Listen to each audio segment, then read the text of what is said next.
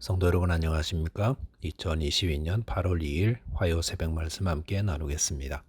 함께 나누실 하나님 말씀은 창세기 1장 14절에서 23절까지입니다. 8월부터는 창세기의 말씀을 묵상하게 됩니다.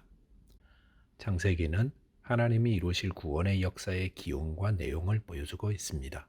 본문을 통해서는 하나님은 질서의 근원이시며 생명의 근원이심에 대해 묵상하며 나누겠습니다. 첫째 묵상할 내용은 하나님은 질서의 근원이 되신다라는 것입니다.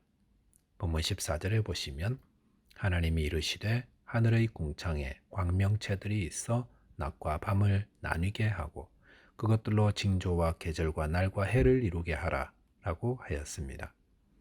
본문은 창조의 넷째 날에 이루어진 일을 기록하고 있습니다.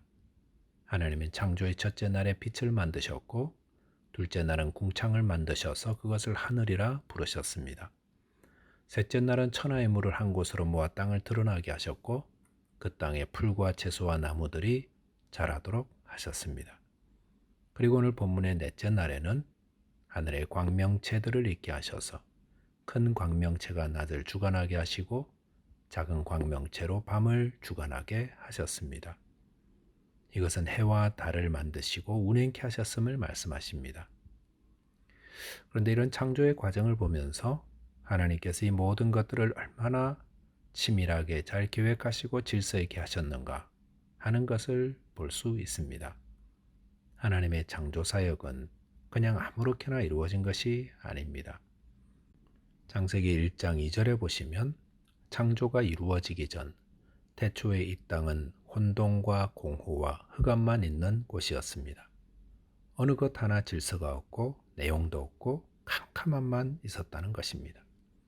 그런 곳에 가장 먼저 하나님은 빛을 만드셨습니다. 그리고 빛을 낮이라 부르시고 어둠을 밤이라 부르셨습니다. 이를 통해 드디어 질서가 생긴 것입니다. 질서란 무엇입니까?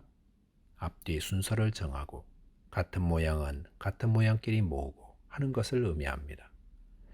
하나님은 빛이 있는 낮은 시간을 낮이라 하셨고 반대로 어둠의 시간을 밤이라고 하셨습니다. 그전에는 낮이고 밤이고 없이 완전한 캄캄함만 있었는데 하나님은 빛을 만들어 낮과 어둠으로 분리하셔서 질서 안에 두신 것입니다. 궁창도 질서 가운데 두셨습니다. 창세기 1장 6절에 보시면 물 가운데 궁창이 있어 물과 물로 나뉘라 하셨습니다. 하나님은 궁창을 만들어 궁창 위의 물, 궁창 아래의 물로 나뉘게 하셨습니다. 그 전에 물들은 아무데나 혼재해 있었는데 하나님은 하늘이라 부르는 궁창을 만들어 하늘 위의 물, 하늘 아래의 물로 나뉘도록 질서를 부여하신 것입니다. 이렇게 빛을 만들어 낮과 밤을 구분하시고 궁창을 만들어 하늘 위의 물, 하늘 아래의 물로 나누신 후에 하나님은 궁창 아래의 물을 한 곳으로 다 모으셨습니다. 그런 후에 땅이 드러나자 거기에 온갖 채소와 식물들로 자라게 하셨던 것입니다.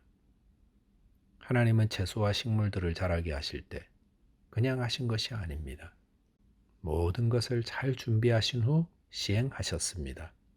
그리고 오늘 본문 14절에 하나님은 해와 달을 만드시고 이를 통해 낮과 밤을 나누게 하셨으며 징조와 계절과 날과 해를 이루게 하셨다고 하셨습니다. 이 땅에 밤이 오면 아침이 오고 보름달이 지나면 초승달로 바뀌고 추운 겨울이 지나면 어김없이 봄이 오고 하는 변화와 질서가 있는 것은 하나님께서 거기에 질서를 부여하셨기 때문입니다. 하나님은 질서의 하나님이십니다. 그렇기 때문에 죄인들이 하나님의 아들 되신 예수를 믿고 회개하고 세례를 받아 진정한 하나님의 자녀가 되면 그는 질서 있는 삶을 살게 됩니다. 거라사 지방의 귀신 들린 자가 예수님을 만나기 전 그는 무질서한 자였습니다. 밤낮으로 소리 지르며 무덤 가운데 거하며 오고 가는 사람들을 무섭게 하는 자였습니다. 그런데 예수님이 그를 만나 주시자 예수님 옆에 잠잠히 앉아 말씀을 경청하는 자가 되었습니다. 고린도후서 5장 17절에서 그런즉 누구든지 그리스도 안에 있으면 새로운 피조물이라 이전 것은 지나갔으니 보라 새 것이 되었도다라고 하였습니다. 저와 여러분께서 예수 그리스도 안에서 하나님의 자녀가 되어 하늘나라의 질서 가운데 살아가는 복된 인생 되시기 바라겠습니다.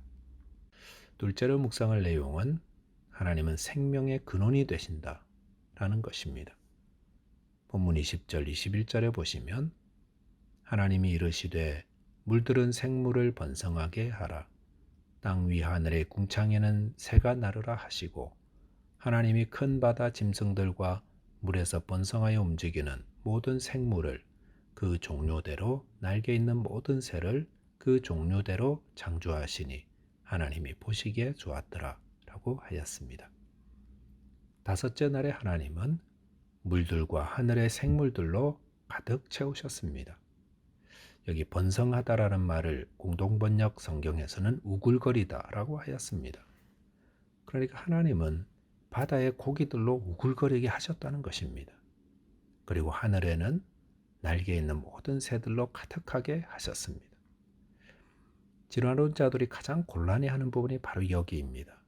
그들은 생물들이 단세포에서 진화하여 원숭이도 되고 사람도 되었다고 주장합니다. 그런데 이들이 풀지 못하는 난제가 바로 어떻게 무생물에서 생물로 변화될 수 있는가 하는 것입니다. 어떻게 생물이 없는 곳에 세포 하나밖에 없는 단세포라도 생겨날 수 있는가 하는 것에 대해서는 답을 찾지 못하고 있습니다.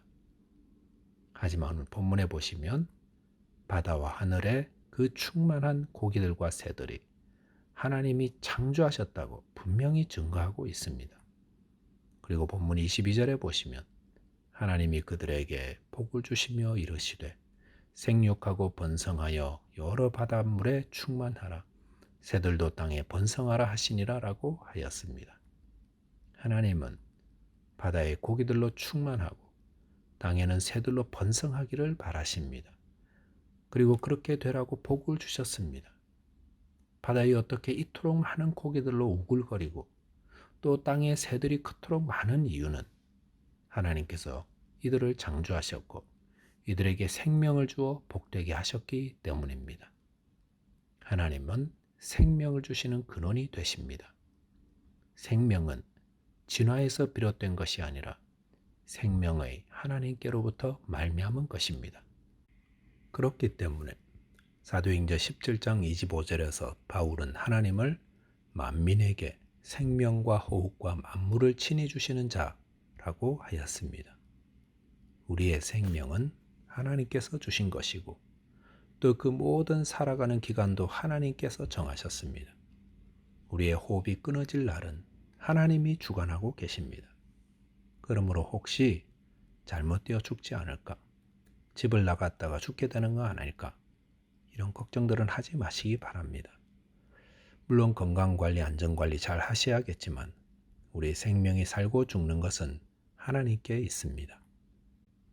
골로새서 3장 3절 4절에 보시면 이는 너희가 죽었고 너희 생명이 그리스도와 함께 하나님 안에 감추어졌음이라. 우리 생명이신 그리스도께서 나타나실 그때에 너희도 그와 함께 영광 중에 나타나리라 라고 하였습니다. 이것은 우리가 세례를 받고 예수를 믿어 연합될 때 우리는 예수님의 죽으심과 합하여 죽은 자가 되었음을 말합니다. 그리고 우리의 생명은 예수님과 함께 감추어져 있어서 보이지 않는다 하였습니다.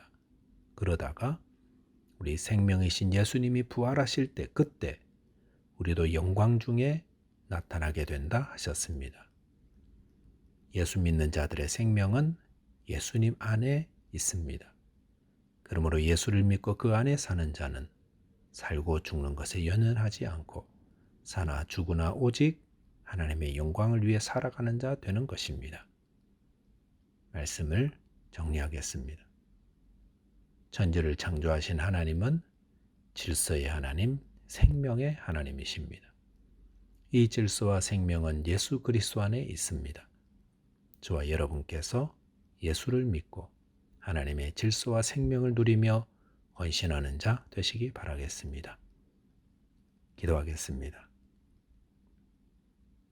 온 땅과 하늘을 창조하신 하나님 아버지, 하나님께서 만드신 온 땅과 하늘은 지혜와 생명으로 충만함을 고백합니다.